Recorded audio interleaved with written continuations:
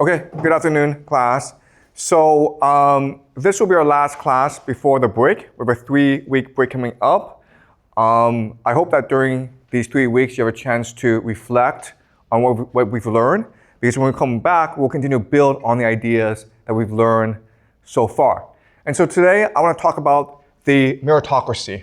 The meritocracy means that people should succeed based on their talent, their ability, and their hard work. And in theory, this sounds like a good idea. And in fact, the school system is built around the idea of a meritocracy. The good students go to the best universities, and then after they graduate, they will get the very best jobs. That's the idea. But what I will show you today is that there are actually lots of problems with the meritocracy.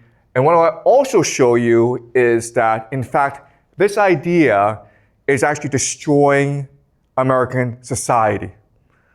Okay?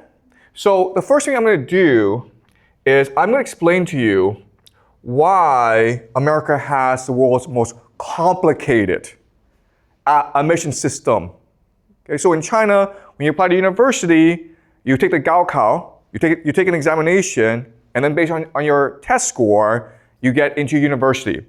And this is a system that most countries use. Only in America is a system that's complicated.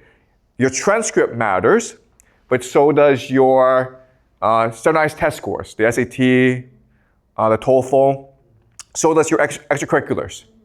So does teacher recommendation letters.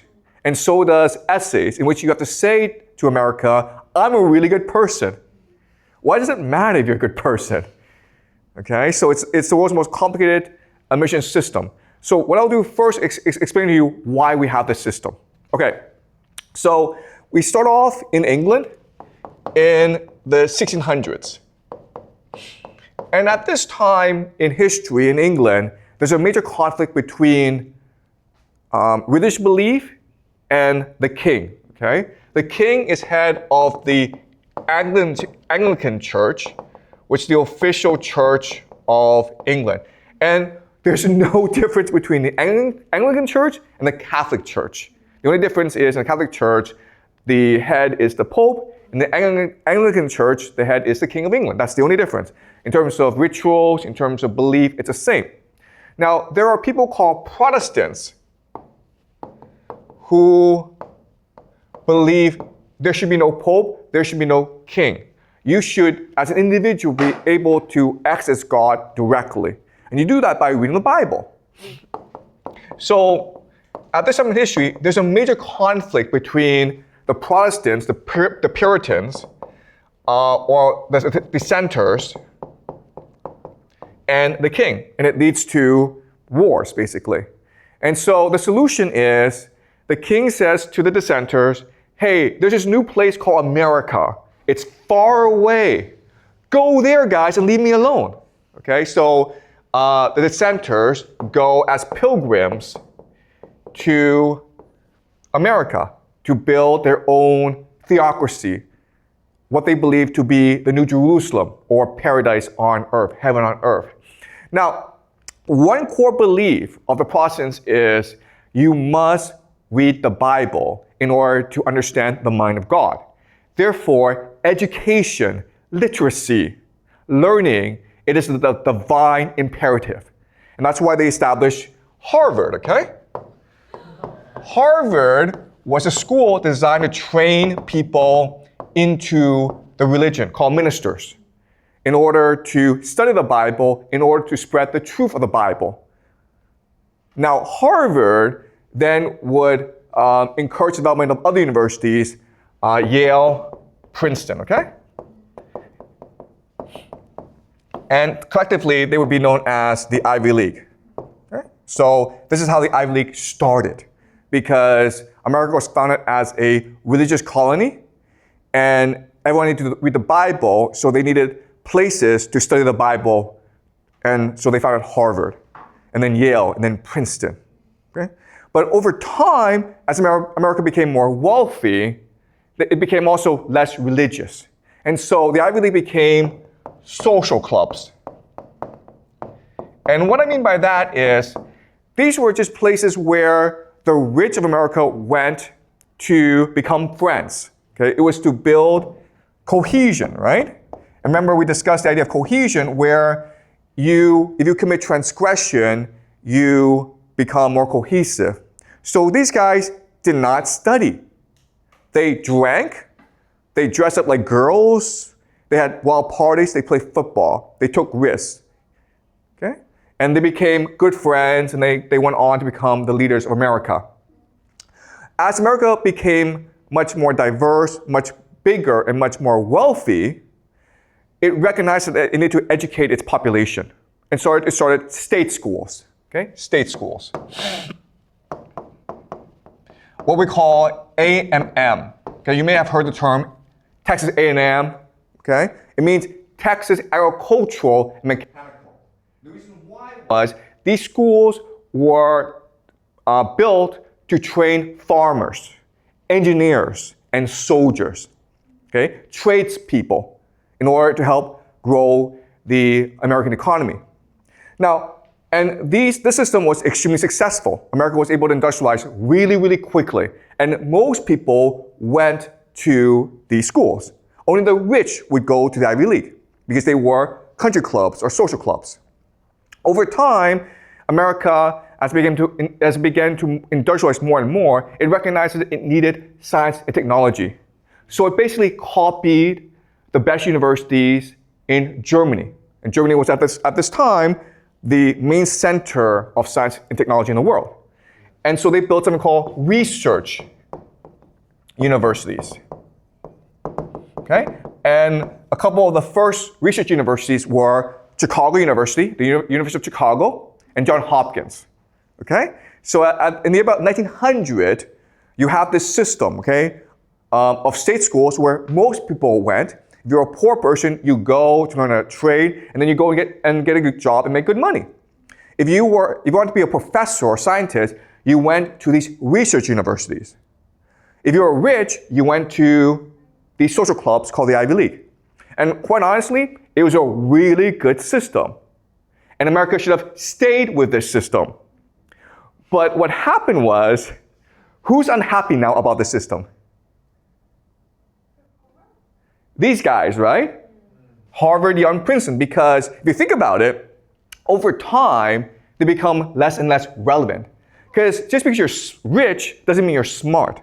All the smart people are going to Chicago and Johns Hopkins. And so over time, we can expect Chicago and Johns Hopkins to overtake the Ivy League. Okay? And that's why Harvard decided to institute scholarship programs. So it wanted more smart people into it wanted to welcome more smart people into its campus, okay? And this creates something called the SAT. Okay, this is the origin of the SAT. The SAT was founded as a scholarship program to identify the best and brightest students from all over America so that they can come to Harvard and help Harvard be the best university in the world. Okay? But now who's angry about the system? Harvard's not happy that the best students are going to Chicago and Johns Hopkins. So they quit the SAT. And now the best students are coming to Harvard. Now who's unhappy? The rich kids, right? Okay? The alumni, the legacies. Because before, their kids could just go to Harvard and have a great time. Now it's hard for them to get in, they have to take a test, and also they're in class with smarter people. Okay? So now Harvard has a problem. On one hand, it wants the best students in America, but on the other hand, it still wants to maintain good relations with its alumni. So that's why it created a new system, okay? In this new system, grades are not the only factor. Test scores are not the only factor. Now it's focused on holistic. Holistic, okay? The new word is holistic. Specifically, character. Just being smart is not good enough. You have to be a good person. You have to be a strong and brave and virtuous person, okay? So they have a new concept called character. But this word was created to basically keep Jews out, okay? Because Jews are really smart, but Jews like to read books, so they're not good at sports. And so like, that's not good. We need people who are manly, who are strong, who are brave. We need white people, okay? So they developed this holistic system. And that's why we have the system that we have today, where it's not just test scores, it's essays, it's transcript, it's teacher recommendations, because they want to identify the Jews and keep them out, okay? Today, we have the system to identify both the Jews and the Asians to keep them out, yes? They would even identify for your household. Like they would ask for your profile. Exactly. So all the information that they're looking at today is to identify your ethnicity, your, they want to keep, they basically want to keep Asians out of Harvard, okay? It's that simple, all right? But I'll explain more as we go along, okay? All right? So the purpose of all these changes is to ensure that Harvard remains the institution of power in America. Does it make sense? Harvard's not interested in academics, it's interested in power. Therefore, it must ensure that the people who come to Harvard are the ones who are most likely to succeed. And that's why it doesn't want all Asians. It wants a mix of students, okay? But I'll explain this later on. Okay, now, in this new system, there are two key concepts. The first key concept is the idea of secrecy, okay? Secrecy just means like, I'll never tell you why I let you in or why I didn't let you in. I don't have to, okay? The other is the idea of discretion. Discretion means that I can choose to let in for no reason, okay? So in China, if you get a really high score on the Gaokao, Beidao or Tsinghua has to let you in. Not in America. You could be the best student in the world. They don't care. If they don't like you, they'll just say, we don't want you, okay? They have their own institutional reasons to let you in, and they'll never tell you, all right? And the system was created to ensure that Harvard is able to recruit the best students in the world. But what's important for us to remember is, from Harvard's perspective, best just means the most likely to succeed, not necessarily the best academically oriented student, not the smartest student, okay? So let's run a thought experiment, okay? Let's just say that you are a Harvard admissions officer, and you're presented with 4 students, okay? You're Harvard, the best university in the world, okay? And I give you 4 students, and you can only let in 1 student, okay? You tell me who you let in, and I'll tell you if you're a good admissions officer or not, okay? Okay, the first is the best math genius from China, okay? Everyone's like, no. All right. Second is the best basketball player in the world, okay? Basketball player in America, okay? Okay. The third is the best student in the world. And the fourth is 3 generations of Harvard, okay? So your father, your grandfather, your great-grandfather went to Harvard. Who do you let in? You guys know the system. Exactly, okay? You don't even think about it, like I let in number 4, okay? Because you know that in the world, he is the most likely to succeed. You're not interested in educating smart people. All you want to do is graduate rich people, okay? So let's just say this guy doesn't exist. Then who do you let in? Exactly, yep, this guy, okay? Definitely not this guy, okay? Definitely not the math genius from China, because you know that he's probably just gonna end up as a math teacher, right? Math professor, we don't want that, okay? We don't want professors, we don't want lawyers, we don't want doctors. We want people who will be head of a company. We want people who will become a famous rock star. We want people who will become president of the United States. That's what we want, okay? And so either one of these 2 is fine. No, okay? But we want these guys to apply because that helps us look better, right? We want people to apply so we can reject them so that our metrics look better, okay? Okay? Does that make sense? Okay? That's how the system works. All right. So let me explain why they do this, okay? Why is this system set up like this? The best analogy for Harvard, Yale, and, go ahead. Like, does all the admission officers in American college doing this intentionally? Okay, that's a really good question, okay? So if you're the Ivy League, you do this because everyone wants to go to the Ivy League. But if you're an average school, you're actually just trying to recruit students, okay? So this is like the school, this is a mentality of admissions officers for elite schools. But most schools are just like, they want you to come in and pay the tuition, okay? So why the Yale pick you? Yeah, I'll explain later on, okay? Okay. All right, so Harvard is first and foremost a venture capital firm, okay? Okay, you're an investment firm. So let's pretend you're a venture capitalist, and I give you two options, okay? And you tell me which option you pick. Option one is, I want to open a restaurant, and I need $1 million from you. Okay? But guess what, guys? My uncle works for the government. So I can guarantee that he and his friends will come to my restaurant every single day. And so there's no risk. There's absolutely no risk involved. I guarantee we'll make at least $500,000 a year. No risk, easy money, okay? Number two is, I want to start a website that's AI and Bitcoin and all this, okay? Problem is, I don't even know how to write code. I have no experience doing a website, and my idea isn't really fleshed out. But if it works, we can make $1 billion, guys, okay? So, option one is low risk, really good plan, solid returns, $500,000 a year, okay? Option two is concept, vague idea. I have absolutely no experience doing any of this, but we could possibly make $1 billion, okay? Which option do you take? Okay, you always take this, guys, okay? Right, because like, you don't need $500,000. That's boring. You want $1 billion. And that's the mentality of Harvard, you understand?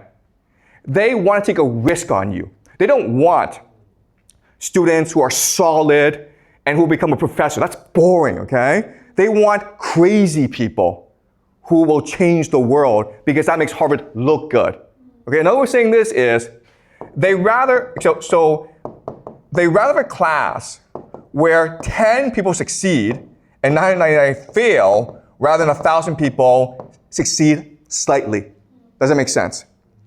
Okay? Why? Because we only remember the 10 people who succeed.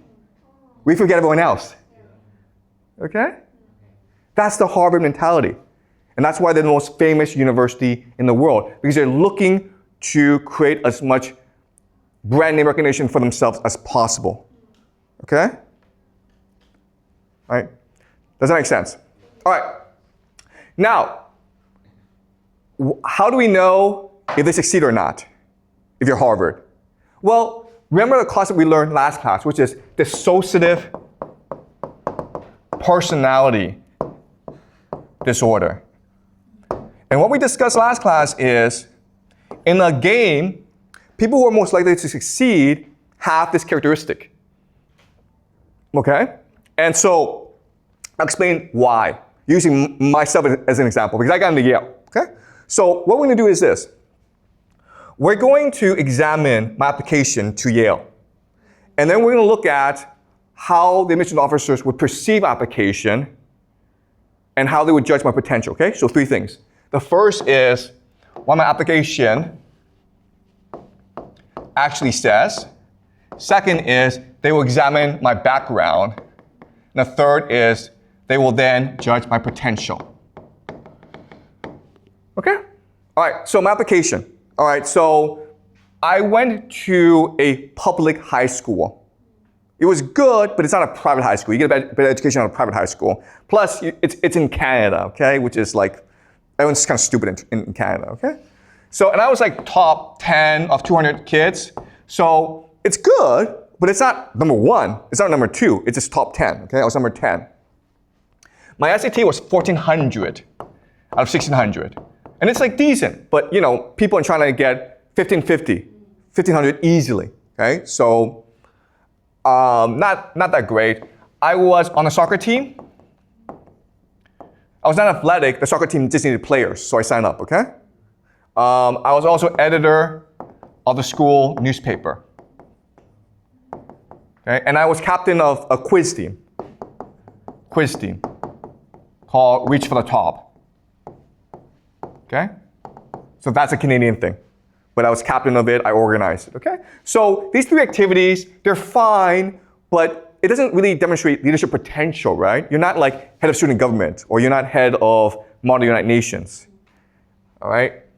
On my essay, I wrote about Richard Feynman, who is a physicist. It was a really boring essay. It was, I mean, like anyone could have written it. I mean, like ChatGPT could have written it, okay? It was just a bad essay. My teachers, I mean, they liked me, but they really didn't like me because I seemed aggressive to them. You know, I wanted grades too much. So the word they use is ambitious. They thought I was ambitious. Ambitious is a dirty word in Canada. It means you don't play by the rules. It means you're too aggressive. It means you're too pushy, okay? All right, so this is my application to Yale. As you can see, it is a decent, but not a stellar application. So how did I get in?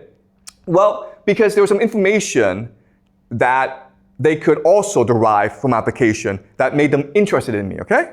The first is that I was poor. So I couldn't even afford the application fee. I had to apply for a waiver for my application, for my application, okay? So I was poor because I was an immigrant. So I was born in China in 1976, and my family went over when I was in 1983 when I was like 6, okay? So I was a poor immigrant in Canada.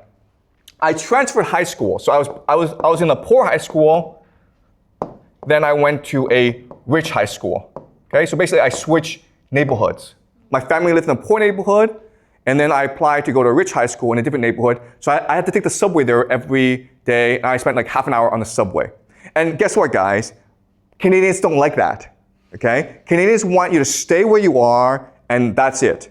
So when I told my high school principal that I was going to transfer high schools, he got very upset. And he said that I'm going to write a discipline letter, okay? A discipline letter, and it's a very serious thing.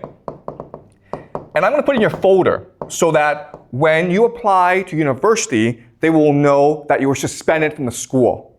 And that's basically like a really bad thing, okay? I got this discipline letter, and when I went to the rich high school, I had no friends. Why? Because they didn't like me. Because they don't like it when someone new comes in. Okay, I didn't know their culture.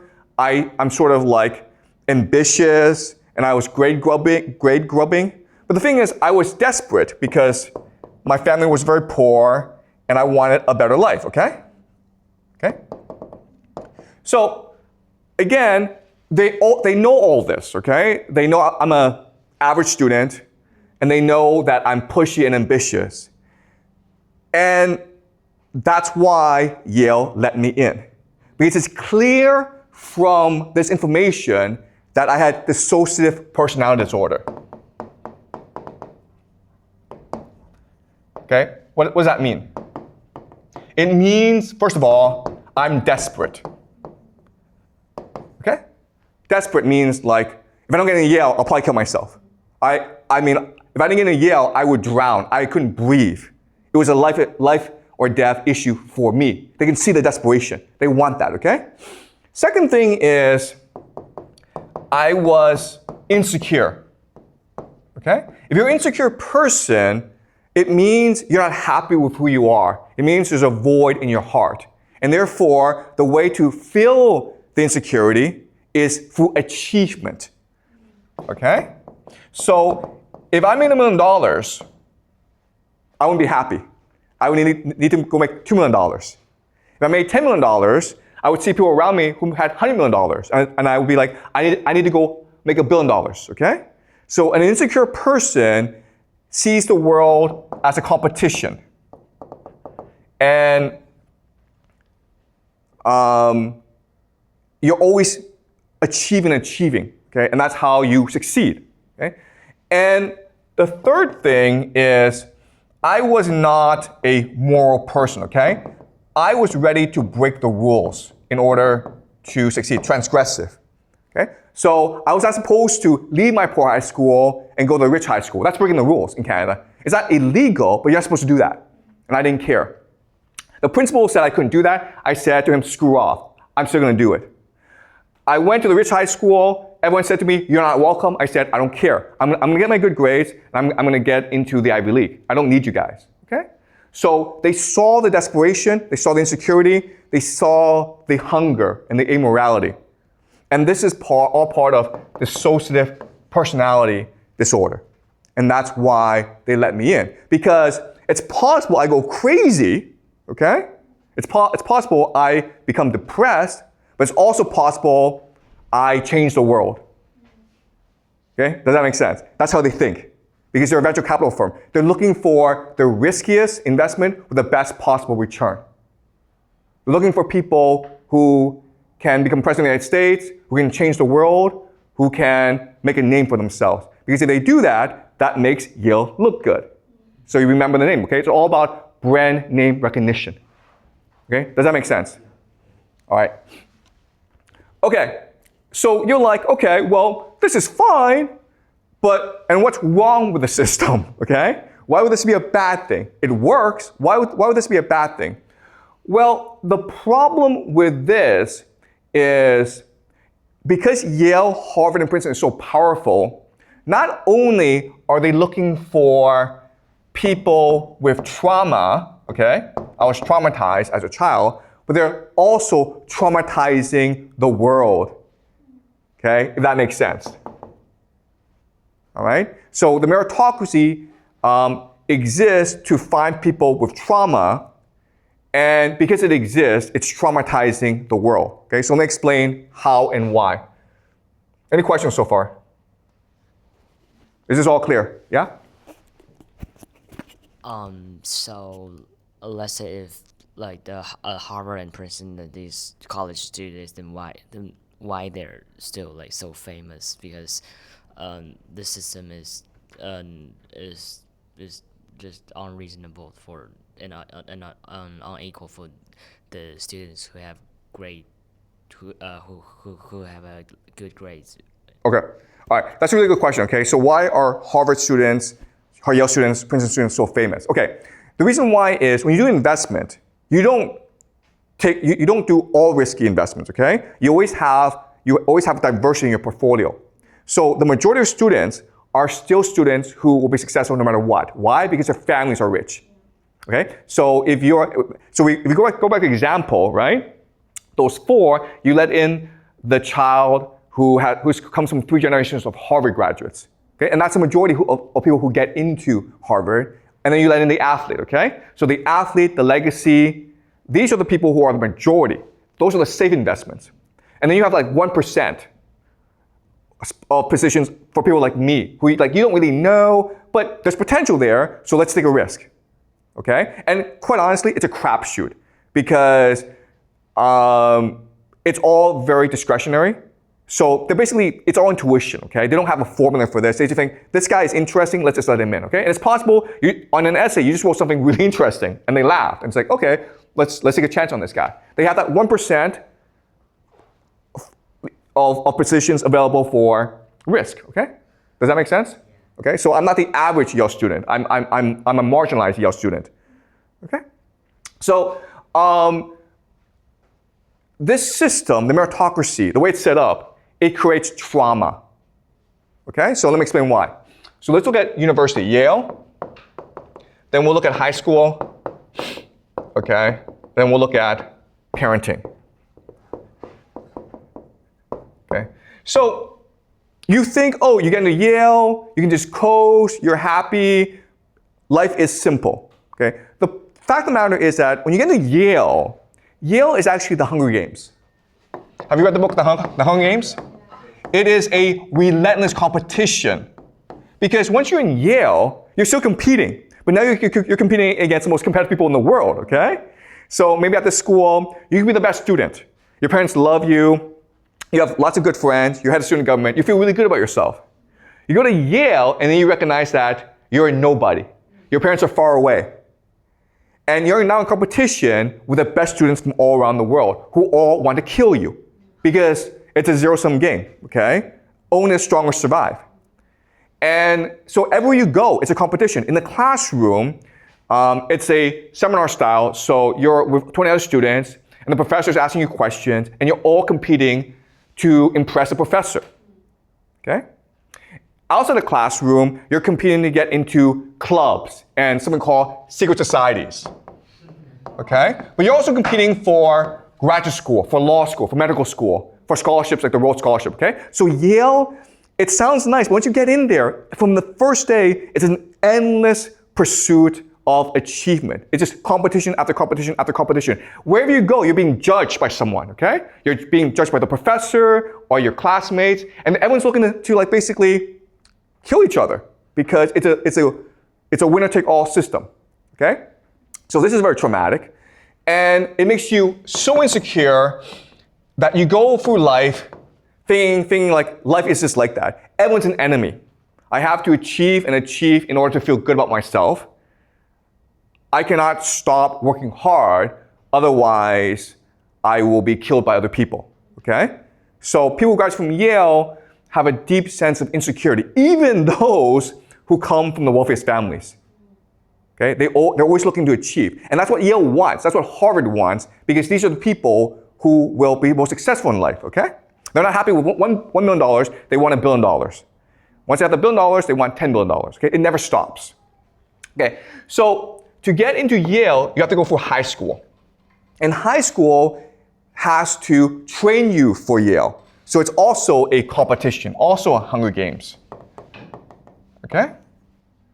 And to train you for high school, your parents have to have a different parenting system, okay? So I'll give you two examples of parenting, okay? In the first system, which is the healthy system, you say to your child, I love you unconditionally. No matter what you do, I will support you. I will always be here for you. And if you say that to your child every day, your child will be happy, fulfilled, and secure in life. But the person will probably end up as a teacher, okay? Now, you can also say to your child, I don't have time for you, but if you win the swimming competition, or you place first on your math test, or if the teacher say really nice things about you, then I'll take you for ice cream, okay? And so it's a system that neglects the child while at the same time demands the child, okay? And this is trauma. And again, most kids will be traumatized by the system. But there are some kids who will thrive in the system, and the trauma will encourage them or drive them to achieve and achieve and achieve so that they get into Yale, so they can compete in the Hunger Games, so they can go on in life and compete some more, okay? And that's how the system is set up. And this is what we call the meritocracy. And as I'll explain to you later on, it is destroying America and the world, all right? So that's how the system is set up. And guess what, guys? Is it different in China? Not really, okay? All right? So the concept of the meritocracy has conquered the world. It started in America. It actually started at Harvard, but now it's conquered the entire world, and that's why the world is so messed up. So as you say, the Yale gives you so many negative emotions. So will you still go to there if you got a second chance? Okay, so that's a really good question. Would I go there if I had a second chance? And the answer is probably, okay? And the reason why is the system is set up that you don't really have a choice, right? If you want to move ahead in the world and you're poor, what are your options, right? So before in America, there were opportunities for poor people to succeed. So for example, George Washington, the first president of the United States, he never went to college. Abraham Lincoln didn't go to the Ivy League. And these are considered the two greatest presidents in American history. Unfortunately, today, if you look at the presidents, if you look at the top people, they all went to the elite schools. Okay, so the system is set up so that if you want to succeed, you have to go through the Ivy League. But I do not plan to send my kids to the Ivy League. Okay, the last thing I would do is have them in such a competitive, traumatic environment as the Ivy League. Okay, does that make sense? All right. All right. Any more questions? So thank you for your question. Any more questions before I move on? Okay. So let's do a PPT, and I'll explain to you how America is destroying the world. Okay. Sorry about this. Okay. So I actually need to go back to the beginning. Okay. Death by meritocracy. All right. So let's go. Okay. So if you from this graph, what you can see is this. In the year 1875, the best universities in the world were actually not in America. They were in Germany. Germany was producing the most Nobel Prize winners. Second was France, followed by the UK, okay? And America was non-existent. But because of its investments in research universities, it started to move up. And then it won World War II, so now it can import all these German scientists. And that's why it dominates today. So the best universities in the world are now in America, Harvard, Yale, and Princeton. Okay.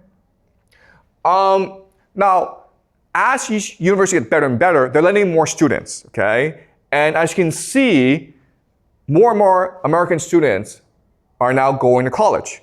Before, in 1940, it was only about 5% of all males who went to university. Today, it's almost, it's 35% basically, okay? So that's a huge step. And you would think that with the increase in college graduates, America would become a much more equal society, right? Well, the opposite has happened, okay? America has become a much more unequal society. This is something called the Gini coefficient, which measures inequality. And as you can see, these past 20 years, it's gone way up. It's among the highest in the world, meaning America right now is one of the most unequal societies in the world, even though over a third of its young people go and graduate from college. This is a graph of social mobility, okay? So the graph, this number shows you if the number of people who are doing better than their parents. As you can see, in the year 1940, most people are doing better than their parents. But over time, it's no one's doing better than their parents, okay? So your generation, you will not do better than your parents, most of you, okay?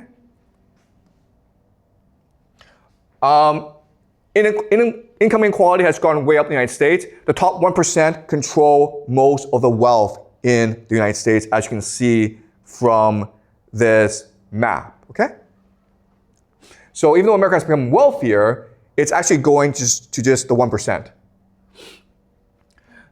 At the same time, universities are becoming much more expensive, okay? So and this is leading to student debt. Okay, you can see how student loans has gone way up. So in America, student debt is the only type of debt that you can never ever get rid of. You can't declare bankruptcy. This debt cannot be gotten rid of. Okay, when you die, it passes on to your children. Okay, so this is a terrible situation for young people in America. This is actually a more stark graph where tuition has gone way up, but wages have stayed pretty stagnant. Okay. And it's leading to depression among teenagers. Okay, and also the thing about this graph is the middle class and wealthy students are much more likely to be depressed and identify as depressed than poor students. All right, so this is leading to a crisis in America. So what has happened? Well, you had two individuals who created the meritocracy. The first is named James B. Conant, and he was president of Harvard for a couple of decades, and he was a person who brought in the SAT in order to identify scholarship students. And he made Harvard into the best research university in America. Okay? And he was determined to make Harvard into the best university in the world, as well as an institution of power in America, meaning that it would now decide who wins and who loses in America. The man who would help him is named Harry Chauncey. He was dean of Harvard, who was in charge of the scholarship program. Then he got a new job at a new organization called ETS. You know ETS because it's Education Testing Services. They're the ones responsible for the SAT, the TOEFL, the AP, the GRE, okay? So these two together create the modern meritocracy. And as you can imagine, because they're both from Harvard, the entire system is set up to benefit Harvard, okay? And guess what, guys? It worked, okay? So in the year 1940, 90% of applicants to Harvard got accepted. Now it's gone way down to 5%, okay? Stanford is even lower, okay? So now it's so hard to get into Harvard. At the same time, look at the cash of Harvard, okay? This is called the endowment. The amount of money they have at Harvard is just ridiculous. They have more money than most countries in the world. Right now, their endowment is about $40 billion, okay? And it's just the past 30, 40 years. The success of the Harvard alumni is just incredible. The most billionaires in America, Harvard graduates more billionaires than any other place, okay? 127 billionaires in 2024. Second is Stanford, all right? No one else comes close. But not only that, but it's also anyone with over $100 million. Most of them graduate from Harvard, okay? 7% of all people in America who have over $100 million in net worth graduate from Harvard, okay? Then you have MIT, Stanford, Pennsylvania, Columbia, Yale, Cornell, Princeton. Guess what, guys? Ivy League plus MIT. Okay? Okay, $30 million. Still Harvard is number one, okay? All right? So their graduates are the most successful in America. Okay? But it's not just rich people. It's everyone in the American elite. Okay? Most of them are graduates of the elite universities. Okay? So this is an article in Nature.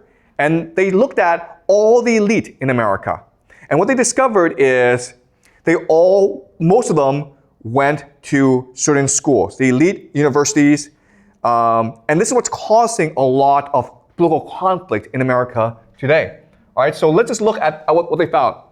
The red is Harvard graduates. Okay? The green are Harvard plus Ivy League.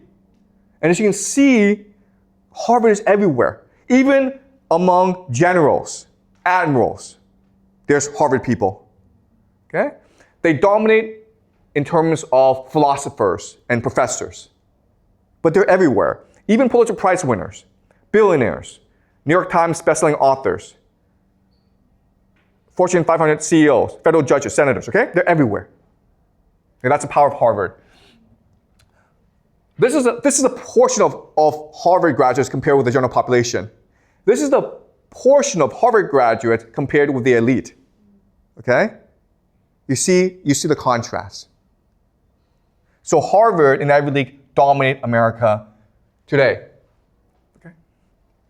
Now, what's amazing is Harvard people don't know they dominate Harvard. They don't know they're elite.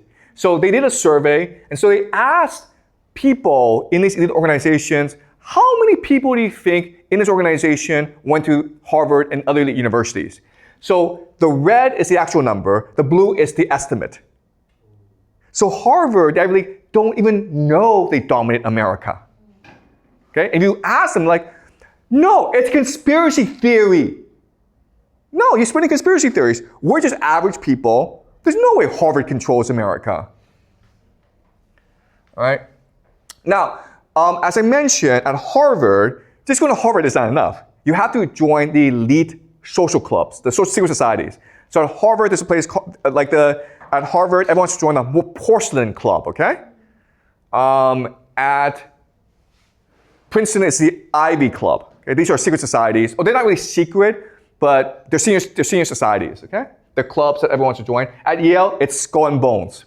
Okay? Skull and Bones is the most famous college secret society. They're not that secret because they like to brag that they're Skull and Bones. They're so powerful that they produce a lot of presidents, a lot of rich people, okay? 2004, okay? George W. Bush versus John Kerry. Guess what, guys? John Kerry is the Democratic nominee. George Bush is Republican nominee, right? They're both skull and bones. They're both Yale skull and bones. Okay? So it's a rigged game. Or Barack Obama, okay? Barack Obama, Columbia, went to Harvard Law School, but he promised hope and change. He told people in 2008 that the game is rigged against them, that he would be their champion, that he would make America more fair, okay? And he won. Why? Because, well, sorry, so this is his book, Dreams My Father. It was a New York Times bestseller. It basically launched his political career. He won because in 2008, the US economy collapsed. Why? Because the US banks, the US political system was controlled by Ivy League graduates, by just people who were friends with each other. And so they cheated. They became corrupt. Okay? They basically destroyed the American economy. And people protested against all of this. And Barack Obama promised that he would come in and do something about it. Okay? Well, he did do something about it. All right? So his economic team, he appointed quite a few individuals. These are the two most famous. Larry Summers, who was a Harvard graduate as well as a president of Harvard. And he was Treasury Secretary under Bill Clinton, and he was the guy who created the mess in the first place. And then Tim Geithner, who was a Dartmouth graduate, and he was the Treasury Secretary, okay? So these are friends of Wall Street who came in to save Wall Street. So a lot of critics say, it's Wall Street who created this mess, who destroyed the American economy. They should be punished, or at least they should feel some pain. If you just let them go and help them out and save them, then you create a problem called moral hazard. The idea of moral hazard is if you don't have any consequences for your mistake, you will do it again. Okay? And then Larry Summers said, no, you guys are seeing it incorrectly. We have to save the American economy. The goal is not to save the banks and my friends. The goal is to save the American people and the American economy, and that's why we're bailing out the banks by giving them free money. Okay? And then the critics were like, well, how about all these American homeowners who've lost their homes? Shouldn't we help them as well? And do you know what Larry Summers said? Moral hazard, guys. Do you understand? Moral hazard? If we help out these ordinary Americans, they won't learn anything. Okay?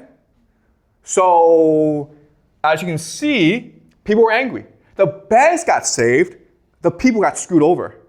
And guess what, guys? Because of this, who did we get? This guy. Okay? This is why he won. There were millions of Americans who voted for Barack Obama because he promised hope and change. And then they voted for Donald Trump because he promised to destroy the system. Okay? That's why we have Donald Trump. Now, funny story about Donald Trump and Barack Obama. So Barack Obama and Donald Trump were always adversaries. In fact, Donald Trump led a movement which accused Barack Obama of not being born in America. He's born in America, but Donald Trump is saying, no, he was actually born in Nigeria. His father is from Nigeria.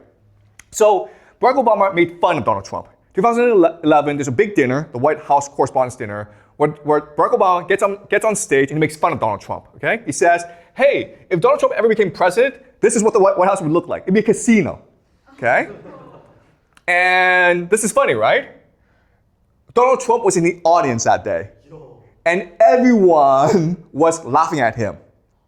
And that's what motivated Donald Trump to become president of the United States.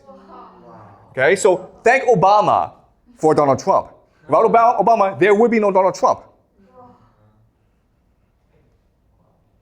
Okay, so it's not just Barack Obama. It's a lot of people in the American political class. They're just soulless robots, okay? This man is J.D. Vance. He's the vice president for Donald Trump. Like Barack Obama, he wrote a book, a bestseller called Hillbilly Elegy. And it's possible he becomes president of the United States as well. Now, you may not know this, but when he first came to prominence, he opposed Donald Trump. He thought that Donald Trump would be a fascist and be a dictator and all that. And then suddenly he changes his opinion and says, Donald Trump is the greatest guy in the world. Okay? So these guys, like J.D. Vance and Barack Obama, they have no ideas of their own. They're just puppets. They just tell people what they want to hear. All they know is achievement. Okay? So another example of this man's name is Johnny Kim. Okay? And he'll probably run for president of the United States one day, or at least be a U.S. senator. Why do I mention him? Guess what, guys? He was a Navy SEAL, which is the top position you can ever achieve in the military. He was a secret soldier, okay? He went to Harvard Medical School and became a doctor. Then he joined NASA and became an astronaut. This is like the ideal Ivy League graduate, okay? This is what Harvard wants. Now, why is he able to do all this? Well, because this is his Wikipedia entry, okay? In 2002, the police went into his house and killed his father. He was there and he saw the police killed his father. He was traumatized for life. His father was a domestic abuser. The father was violent, crazy, hit him all the time. Okay? So he has dissociative personality disorder. And in fact, if you look at most of these really successful people, they do have dissociative personality disorder.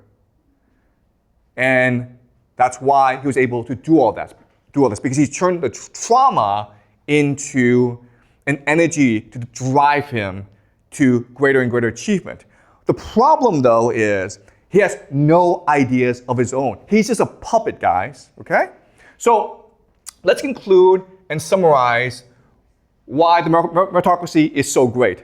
It creates this extreme inequality in America, okay? So it destroyed the school system because all people care about are their grades now, right? People don't even care about learning anymore. All they want are the grades. In fact, if you get a bad grade, you'll probably complain to the teacher. In which case, the teacher's now afraid to teach you because if the teacher tries to challenge you and make you a better student, you'll just complain, okay? And if you don't succeed, your parents will come and complain, okay? Traumatized children, okay? Okay? If you look at the rate of mental illness in China and America, it's just insane. Death of the American dream and social mobility, you're not going to be richer than your parents. You're just not. Concentration of wealth, power, and status in the 1%. The richest just get richer. Political divide between left and right. Okay, so you have all these political divisions right now in America. Corruption. So Wall Street just steals and steals and steals, and no one can do anything about it. Destruction of American identity. Globalization, immigration, woke ideology. Okay? Incompetent and mismanagement. You look at COVID. You look at the fact that America now has $37 trillion in debt. An elite that is soulless, mediocre, and unimaginative. Okay? Barack Obama, J.D. Vance, this guy, Johnny Kim. Okay? They're just robots. Oh, and Donald Trump. Okay? So thank you, American meritocracy, for destroying the world. Okay? All right, questions, guys? I know this was a lot to take in, but do you have any questions? You're all depressed and sad and shocked. Yep, we have a question. Thank you. Like, is there a way to get rid of all those bad impacts of this? I mean, like, is there some suggestions for us to help us better develop ourselves, not just using this system? Okay, great question, okay? So the real solution is to destroy the Ivy League, okay? And there are different ways you can destroy the Ivy League. The best way is to make them public, okay? For the government to come in and control them. Because a lot of the issue stems from the fact that these are institutions that only care about their own power, okay? So if the government were in charge, they wouldn't be so powerful and secretive, okay? So that's the best solution. It's not gonna happen because Harvard, as you can see, it's too powerful, as well as Yale. So as an individual, your best option is to recognize how evil the system is and choose to learn for yourself, okay? Because when you go to Yale or Harvard or Princeton, you think you're learning, but you're not. You're being indoctrinated and being brainwashed and being traumatized to be turned into basically a robot that's only focused on success. So you need to recognize this, be truthful to yourself, and focus on real learning. Okay? So what do I mean by that? Okay. So let me explain. Okay, so success. What is real success? Well, before the meritocracy, you didn't have to go to college, but you need to have certain values and attitude. Okay? So the first was to be open-minded. And so recognize that you have a lot to learn and ask questions, learn from other people, okay? And what people recognized was failure is the best teacher. Why? Because failure forces reflection, right? And resilience, which leads to learning. Okay? And this is a model that most people understood before the meritocracy. Keep an open mind, make mistakes, because if you make mistakes, you will learn from them naturally. And then you can reflect, and then you can become resilient, and then you will grow, and then you will achieve your true potential. Okay? The meritocracy has destroyed this system. Why? Because now we just want you to focus on grades. Okay? And to get good grades, you cannot fail. Do you understand? Failure now is a problem. If you fail a class, you may learn a lot from your failure, but it won't look good on your GPA, right? It will destroy your GPA, and you won't get into Harvard, okay? You don't have failure, you cannot have reflection, you cannot have resilience. Also, before you had time for yourself. Nowadays, every minute is organized for you, right? You come to school, the school day is very long, then you have lots of homework, and then you have activities. Then you have to have dinner, then all that. You don't even have time to just think for yourself, to just chill and do what you want to do, okay? It's intentional, okay? So destroying reflection, you don't have any resilience, and so you can't learn anything. So it's a really bad system because if you're like me, okay, you're just a normal person, your family's not rich or powerful, and you go to Yale and Harvard, it actually makes you fail in life. Okay, let me explain why. Okay, the first is it makes you arrogant. It makes you think I went to Yale, therefore I know more than everyone else, so I don't have to ask questions. I don't have to learn anymore. Okay. Second is that it makes you utilitarian. You only care about things that help you succeed. You're not actually interested in real learning anymore. Okay?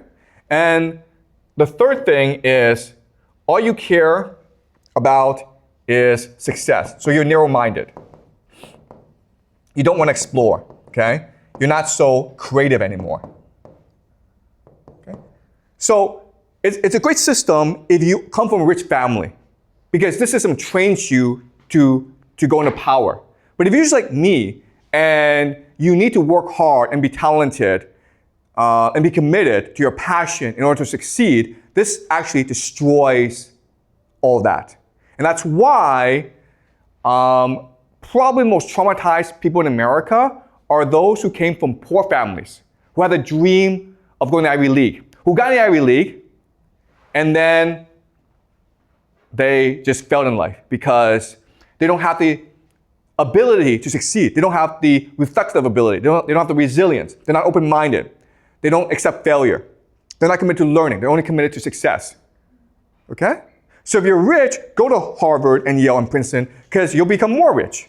But if you're a poor person, going to these schools may be a mistake. Okay? Certainly for me, it was a mistake because after I graduated, I stumbled through life. For me, it was just failure after failure after failure because I want to succeed right away. Okay? I refuse to put the time and effort to learning a real skill and learning a real passion. And so in my 30s, late 20s, early 30s, I became really depressed. And honestly, I thought about killing myself, and I was playing video games every single day. I just hid in my parents' basement. And so I was traumatized by Yale. It took me a long time to get over the trauma and recognize this is a false system. Okay? Yale traumatized me, and I need to relearn to be open-minded, to embrace failure, to be resilient, to embrace learning, okay? And that's why I'm a teacher today, to teach you guys that to be successful in life, this is the formula, okay? You don't need Harvard, Yale, and Princeton. All right? All right, any more questions, guys? Yep.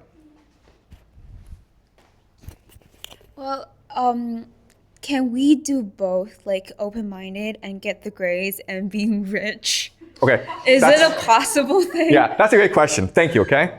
All right. Okay, so I'm gonna have to go into some psychology here, okay? But psychologists have discovered that we have two modes of being, okay? There's the altruistic mode, and there's the utilitarian mode, okay? Okay, so utilitarian is what we call fight or flight. Okay, altruistic is just family and connections. So imagine we're back in the village, okay, and most of the time we are, yeah. But you, but you said that all the psychology is just brainwashing. Okay. Yes, psychology is not all brainwashing. There's some validity to it, okay? And so I'm not saying this is scientific fact. I'm just saying this is a good way to understand how things work, okay? All right? All right, so, so in the village, we spend most of the time being close to other people, right? We want to be friends with other people, so we help each other out. But sometimes we have to be very utilitarian. So for example, if there's not enough food, okay, or we're being attacked, guess what? Run, man. Okay? So there are these two mindsets. And what psychologists have discovered is they are mutually exclusive. It's either one or the other. The other thing that they discovered is the altruistic mindset is what leads to creativity. Okay? Creativity, and passion, and love. Okay? And the utilitarian mindset is one that's focused on rewards, okay, like grades. So it is impossible to both want to have really good grades as well as help the world. But what's interesting is Harvard wants that, okay? So in your application, you have to say to Harvard, I have a passion. I will die for my passion. But at the same time, I want to be a billionaire. And I will die trying to be a billionaire. At the same time, I know it's important to be loyal to Harvard, so I will die being loyal to Harvard, okay? And the only people who can do this are people who have dissociative personality disorder, okay? And they can test for that in the application. They're so experienced that they know exactly how you think, okay? They all, like, come on guys, you would not apply to Harvard if you were not utilitarian, okay? Right? But you have to pretend you're not. And that's what makes people crazy, okay? Because you're basically an actor. Harvard wants the best actors in the world.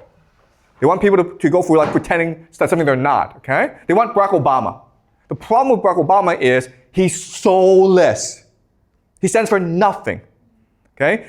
In 2008, he promised people hope and change. The moment he gets in office, he's like, sorry man, I was just joking. Why did you believe me? Okay? Then in 2012, when it was time for re-election, he said, oh, you know what? I want hope and change. Okay? In 2016, he's like, you know what, screw that. I'm gonna go water skiing now. Okay? So the man is absolutely soulless. Stands for nothing. All right? Any more questions, guys?